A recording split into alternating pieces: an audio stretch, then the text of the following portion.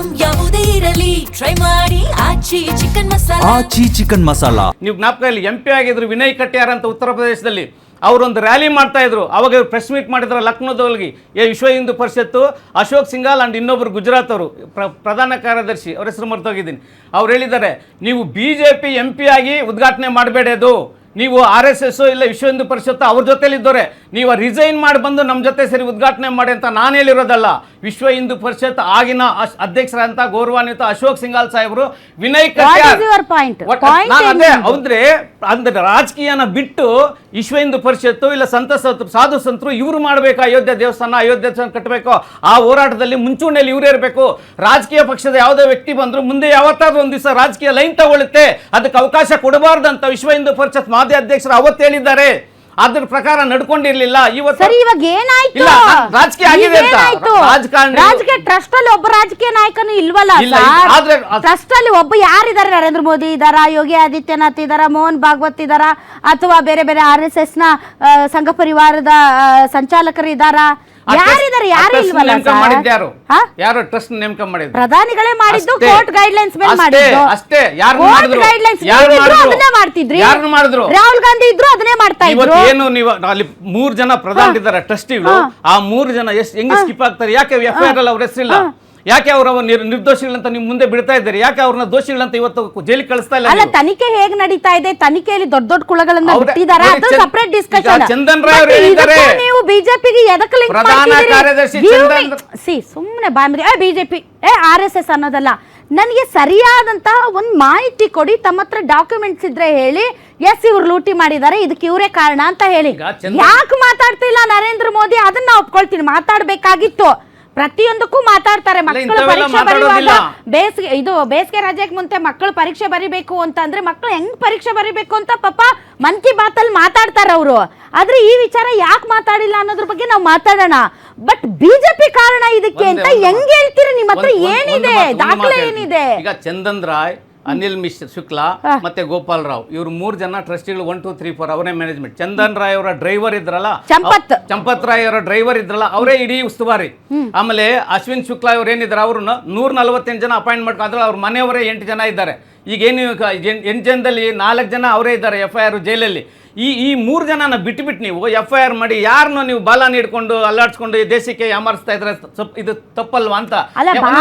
ಅಲ್ಲಾಡ್ಸಿದ್ರೆ ನಾಯಿನೂ ಅಲ್ಲಾಡುತ್ತೆ. ಚಂದ್ರನ್ ರಾಯ್ ಅವ್ರು ನಿನ್ನೆ ಏನ್ ಹೇಳಿದ್ದಾರೆ ನೋಡಿ, ಅಲ್ಲಿ ಇದ್ದಂತ ಕ್ಲರ್ಕ್ ಅವ್ರು ಒಬ್ರು ಚಂದ್ರನ್ ಅವ್ರಿಗೆ ಹೋಗಿ ಕಂಪ್ಲೇಂಟ್ ಮಾಡ್ತಾರೆ. ನೇಮಕಾತಿ, ಸೆಕ್ಯೂರಿಟಿ ಇದೆಲ್ಲದರ ಮೇಲುಸ್ತುವಾರಿ ಚಂಪತ್ ರಾಯ್ ಡ್ರೈವರು, ಚಂಪತ್ ರಾಯ್ ಎಡಗೈ ಬಲಗೈ ಎಲ್ಲರೂ ಇವತ್ತು ಇದರಲ್ಲಿ ಅಕ್ಯೂಸ್ಡ್. ಆದ್ರೆ ಚಂಪತ್ ರಾಯ್ ಮಾತ್ರ ಇನ್ನೂ ಆರೋಪಿ ಆಗಿಲ್ಲ. ಪಾಪ ಅವ್ರಿಗೆ ಹೈ ಸೆಕ್ಯೂರಿಟಿ ಕೊಟ್ಟು ಅವ್ರನ್ನ ಬನ್ನಿ ಸರ್ ಅಂತ 3 ತಾಸು ವಿಚಾರಣೆ ನಡೆಸಿ ಮತ್ತೆ ಅವ್ರನ್ನ ಕಳಿಸ್ತಾ ಇದ್ದಾರೆ. ಸೊ ಅದನ್ನ ಒಪ್ಕೊಳ್ತೀನಿ. ಅಂದ್ರೆ ಈ ಟ್ರಸ್ಟ್ನ ಮೇಲುಸ್ತುವಾರಿಯನ್ನ ಬಿಟ್ಟು ಲಲ್ಲು ಟಿಲ್ಲು ಕಲ್ಲು ಮುಲ್ಲು ಅನ್ಕೊಂಡು ಸಣ್ಣ ಪುಟ್ಟದವ್ರನ್ನ ಹಿಡಿತಾ ಇದ್ದಾರೆ ಅಂತ ಆ ವಿಚಾರ ನಾವು ಮತ್ತೆ ಡಿಸ್ಕಸ್ ಮಾಡೋಣ. ಎಸ್ ಮೋಹನ್ ವಿಶ್ವ ಅವರೇ, ಅಖಿಲೇಶ್ ಯಾದವ್ ಅವರು ಕೂಡ ಏನು ಹೇಳಿದ್ರು, ಕರ್ನಾಟಕಕ್ಕೆ ಲಿಂಕ್ ಕೊಟ್ಟರು. ಅಲ್ಲಿ ಒಂದು ಅನ್ರಿಜಿಸ್ಟರ್ಡ್ ಒಂದು ಆರ್ಗನೈಸೇಷನ್ನು ಅಲ್ಲಿ ಡೈವರ್ಟ್ ಮಾಡಿದೆ ಹಣನ ಅಂತ. ಪ್ರಭು ಚೌಹಾಣ್ ವಿರುದ್ಧ ಯಾರೋ ಒಬ್ರು ಕಂಪ್ಲೇಂಟ್ ಕೊಟ್ಟಿದ್ದಾರೆ. ರಾಮ ಮಂದಿರಕ್ಕೆ ದೇಣಿಗೆ ಕಲೆಕ್ಟ್ ಮಾಡಿದ್ರೆ ಅವ್ರು ಸೂಪರ್ ರಿಚ್ ಆಗೋದ್ರು ಅಂತ ಕಂಪ್ಲೇಂಟ್ ಕೊಟ್ಟಿದ್ದಾರೆ. ಮತ್ತೊಂದು ಕಡೆ ಇಲ್ಲಿ ನಡೆದಂಥ ಆಪರೇಷನ್ ಕಮಲ, ಇಲ್ಲಿ ನಡೆದಂತಹ ಕುದುರೆ ವ್ಯಾಪಾರಕ್ಕೆ ರಾಮ ಮಂದಿರದ ಹಣವನ್ನು ಬಳಸ್ಕೊಂಡಿದ್ದಾರೆ ಅನ್ನುವಂಥ ಪುಂಖಾನುಪುಂಖವಾದಂಥ ಮಾತುಗಳು ಕೇಳಿ ಬರ್ತಾ ಇದೆ. ಸೊ BJP ಸ್ಟ್ಯಾಂಡ್ ಏನು ಈ ವಿಚಾರದಲ್ಲಿ? BJPಯ ಅಧಿಕೃತವಾದಂತಹ ನಾಟ್ ಇವನ್ ಸಿಂಗಲ್ ಸ್ಟೇಟ್ಮೆಂಟ್ ಇದರ ನರೇಂದ್ರ ಮೋದಿ ಅವರು, ಅಮಿತ್ ಶಾ ಅವರು ಅಥವಾ ಪಕ್ಷಾಧ್ಯಕ್ಷರು ಇದ್ರ ಬಗ್ಗೆ ಮಾತಾಡ್ತಾ ಇಲ್ಲ. ಹೀಗಾಗಿ ರಾಮ ಭಕ್ತರಿಗೆ ಒಂದು ಸ್ವಲ್ಪ ಕಳವಳ ಆಗಿದೆ, ಯಾಕೆ ಮಾತಾಡ್ತಿಲ್ಲ ಅಂತ. ನಾವು ರಾಮ ಮಂದಿರ ಕಟ್ತೀವಿ ಅಂತ ಪ್ರಣಾಳಿಕೆನಲ್ಲೇ ಹಾಕಿದ್ವಿ. ಸೊ ರಾಮ ಮಂದಿರಕ್ಕೂ ಬಿಜೆಪಿಗೂ ಅವಿನಾಭಾವ ಸಂಬಂಧ ನಂಟು ಇದೆ, ಇದರಲ್ಲಿ 2 ಮಾತಿಲ್ಲ. ನಾವು ಅವೆಲ್ಲಾನು ಸೆಕೆಂಡರಿ ಬೇಕಾಗೇ ಇಲ್ಲ. ಬಿಜೆಪಿ ಸ್ಟ್ಯಾಂಡ್ ಈ ವಿಚಾರದಲ್ಲಿ ವೆರಿ ಕ್ಲಿಯರ್. ಹೇಳದ್ನಲ್ಲ, ಬಿಜೆಪಿ ವಕ್ತಾರನಾಗಿ ತಿರ್ಗಾ ನಾನು ಒಬ್ಬ ರಾಮ ಭಕ್ತ, ನನಗೂ ನೋವಿದೆ 100%. ಬಿಕಾಸ್ ನಾವು ಅದನ್ನೆಲ್ಲ ನೋಡ್ಕೊಂಡು ಹೋರಾಟ ನೋಡ್ಕೊಂಡು ನಾವು ಬೆಳೆದವ್ರೆ. ಇಲ್ಲಿ ಯಾರನ್ನು ಬಿಡೋ ಪ್ರಶ್ನೆನೇ ಇಲ್ಲ. ತಿರ್ಗಾ ನಿಮ್ಗೆ ರಾಮ ಮಂದಿರದಲ್ಲಿ ಅಯೋಧ್ಯೆ ಇರೋದಲ್ಲಿ ಉತ್ತರ ಪ್ರದೇಶ ಯಾರ ಸರ್ಕಾರ? ನಮ್ದೇ ಸರ್ಕಾರ ರೀ.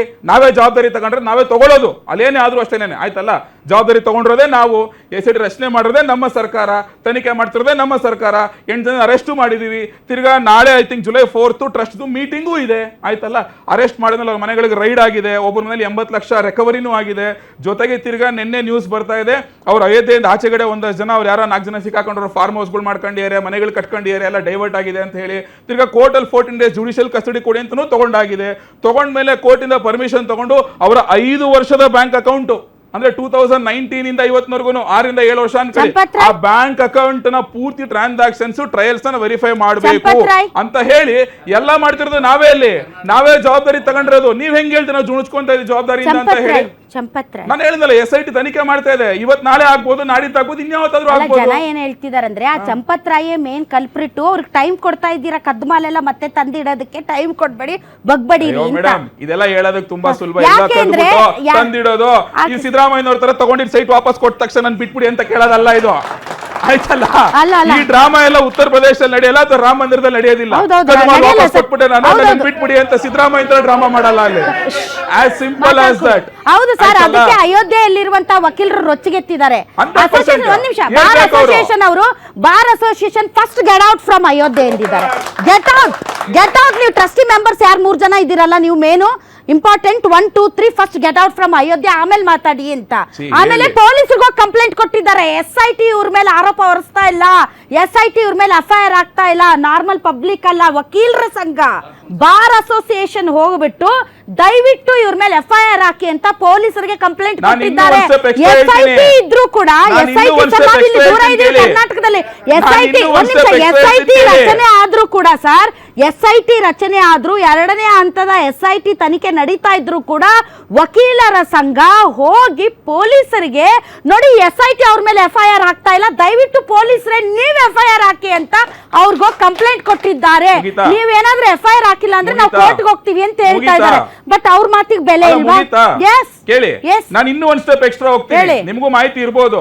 SIT ಇಂದ ಹೊರಗಡೆ ಆಯ್ತಲ್ಲ, SP ಕಡೆಯವರೊಬ್ರು, ಕಾಂಗ್ರೆಸ್ ಕಡೆಯವರು ಇಬ್ರು ಹೋಗ್ಬಿಟ್ಟು ಸುಪ್ರೀಂ ಕೋರ್ಟ್ ಅಲ್ಲಿ ಅರ್ಜಿ ಹಾಕಿದ್ದಾರೆ, SIT ಬೇಡ ನಿಮಗೆ, ಜಡ್ಜ್ ಗಳ ನೇತೃತ್ವದಲ್ಲಿ ತನಿಖೆ ಮಾಡಿ ಅಂತ. ಸುಪ್ರೀಂ ಕೋರ್ಟ್ ಯಾಕೆ ಸ್ವಲ್ಪ ತಡ್ಕೊಳ್ಳಿ, SIT ರಿಪೋರ್ಟ್ ಬರ್ಲಿ, ಜುಲೈ 13ಕ್ಕೆ ಬನ್ನಿ ಅಂತ ವಾಪಸ್ ಕಳಿಸಿದೆ. ಇದು ಅಪ್ಡೇಟ್ ಲೇಟೆಸ್ಟ್. ಹಾಗಾದ್ರೆ ಸುಪ್ರೀಂ ಕೋರ್ಟ್ ಏನ್ ಬೆಲೆ ಇಲ್ವಾ? ಹಾಗಾದ್ರೆ ಸುಪ್ರೀಂ ಕೋರ್ಟ್ ಸುಪ್ರೀಂ ಕೋರ್ಟ್ ನಾ ಚಂಪತ್ ರಾಯ್ ಬಗ್ಗೆ ಮಾತಾಡ್ತಾ ಇದ್ದೀನಿ. ಟ್ರಸ್ಟ್ ನ ಮೆಂಬರ್ ಮೇನ್ ಇಂಪಾರ್ಟೆಂಟ್ ಪರ್ಸನ್ ಬೇಕಾದ್ರೂ ಹೇಳಿ, ಚಂಪತ್ ರಾಯ್ ಬಗ್ಗೆ ಮಾತಾಡ್ತಾ ಇದ್ದೀನಿ. Because Champath Rai is a DHP member, he is RSS guy ಅನ್ನೋ ಕಾರಣಕ್ಕೆ ಅಸೋಸಿಯೇಷನ್ ಅವರು, ನಾವು ನೀವು Congress BJP. Champath Rai is a RSS guy ಅನ್ನೋ ಕಾರಣಕ್ಕೆ he is the main important person. 15 ಜನ ಮೆಂಬರ್ಸ್ ಅಲ್ಲಿ ನೀವು ಯಾರನ್ನೇ, ಅಲ್ಲಿ ಸಾಧು ಸಂತರು ಇದ್ದಾರೆ, ನಮ್ಮ ಪ್ರಸನ್ನ ತೀರ್ಥ ಸ್ವಾಮೀಜಿಗಳು ಕೂಡ 1 ಆಫ್ ದಿ ಮೆಂಬರ್. ನೀವು ಯಾರನ್ನೇ ಕೇಳಿ, ಏನ್ ಸರ್ ನಿಮ್ಮ ಮೂಗಿನ ಕೆಳಗಡೆ ಈ ತರ ಕಳ್ತನ ನಡೀತಾ ಇತ್ತಲ್ಲ, ನಿಮ್ಗೆ ಗೊತ್ತಿಲ್ವಾ ಅಂದ್ರೆ, ನಮ್ಗೇನು ಗೊತ್ತಿಲ್ಲ ರೀ, ಎಲ್ಲ ಚಂಪತ್ ರಾಯ್ ನೋಡ್ಕೋತಾ ಇದ್ರು ಅಂತ ಸ್ಟೇಟ್ಮೆಂಟ್ಸ್ ಗಳು ಕೊಟ್ಟಿದ್ದಾರೆ. ಬಟ್ ಚಂಪತ್ ರಾಯ್ನ ಮಾತ್ರ ಯಾರು ಟಚ್ ಮಾಡ್ತಾ ಇಲ್ಲ. Is a very powerful person ಅಂತ ಅನ್ಸುತ್ತೆ ನನಗೆ. ನೋಡಿ ಮೇಡಮ್, ಯಾರು ಎಷ್ಟೇ ಪವರ್ಫುಲ್ ಆಗಿರ್ಲಿ, ಯಾವುದೇ ಸಂಘಟನೆ ಆಗ್ಲಿ, ಈ ವಿಚಾರದಲ್ಲಿ ನೋಡ್ರಿ ಕದ್ದು ಮುಚ್ಚಿ ಮಾಡಕ್ ಆಗಲ್ಲ ರೀ. ಇಡೀ ದೇಶ ನೋಡ್ತಾ ಇದೆ, ಇಡೀ ಜಗತ್ತೇ ನೋಡಿದೆ. 15 ದಿನ ಅಥವಾ 18 ದಿನ 20 ದಿನ 1 ವಾರ ಏನೇ ಆಗ್ಲಿ, ತಪ್ಪು ಮಾಡಿದವ್ರು ಉಪ್ಪು ತಿಂದವ್ರು ನೀರು ಕುಡಿಲೇಬೇಕು, ಹೋಗ್ತಾರೆ. ಸಣ್ಣ ಪುಟ್ಟದವರು ಮೇಡಮ್, ಈ ದೇಶದಲ್ಲಿ ನ್ಯಾಯಾಲಯ ಕೋರ್ಟ್ ಅಂತ ಇದೆ, ಸುಪ್ರೀಂ ಕೋರ್ಟ್ ಅಂತ ಇದೆ, ಹೇಳಿ ಹೋಗಲಿ.